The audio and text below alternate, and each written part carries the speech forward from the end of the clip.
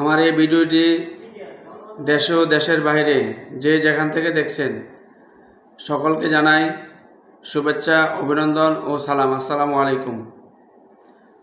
আমি আজকে যে বিষয়টি নিয়ে আসছি সেটা হলো বাংলাদেশের সার্বভৌমত্বের বিষয় নিয়ে।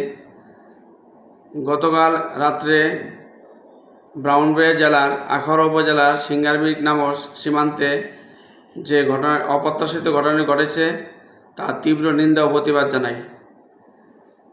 ঘটনাটি হলো ভারতীয় বিএসএফ কর্তৃক ভারতীয় কিছু মুসলিম নাগরিককে নির্যাতন করে বাংলাদেশে পৌঁছে করার চেষ্টা করেন এবং তা বাংলাদেশের সাহসী বিজিবি জওয়ানরা তা শক্ত হাতে প্রতিরোধ করেন।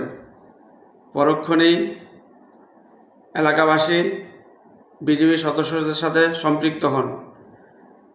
যেহেতু যুদ্ধক্ষেত্রের একটা পার্ট আছে সিভিলাইজেশন, অর্থাৎ সিভিলিয়ানদের অংশগ্রহণ করা, আমাদের সিভিলাইজেশন পার্টটাকে আরও শক্তিশালী করতে হবে, তাদেরকে অবগত করতে হবে, তাদেরকে মডিফিকেশন করতে হবে, যাতে করে এই টুকিটাকি ঘটনাগুলো ইতিপূর্বে ভারতের সাথে হয়ে আসছে, ভবিষ্যতে যদি হয় তাহলে আমাদের কি করতে হবে, কি করণীয়।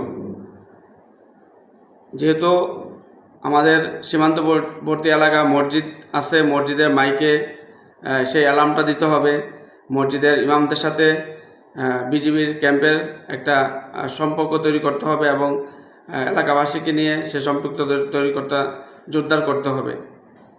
আমাদেরকে আরও বিভিন্ন বিষয় নিয়ে সামনে আগাইতে হবে। যেহেতু আখাউড়া সীমান্তবর্তী এলাকা, শুধু আখাউড়া না, আমাদের যতগুলো সীমান্তবর্তী এলাকা আছে সকল সীমান্তবর্তী এলাকাতেই আমাদেরকে এই সিস্টেমে কাজ করলে আমরা যথাযথ মোকাবেলা করার, সাহসী মোকাবেলা করার সেই সময়টুকু আমরা পাব।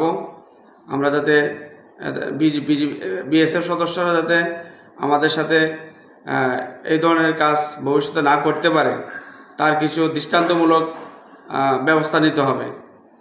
আর সরকারকে সর্বাত্মকভাবে সহযোগিতা করতে হবে। দেশের নাগরিকত্ব হয়ে সার্বভৌমত্ব রক্ষার জন্য আমাদের সেই ভূমিকা রাখতে হবে।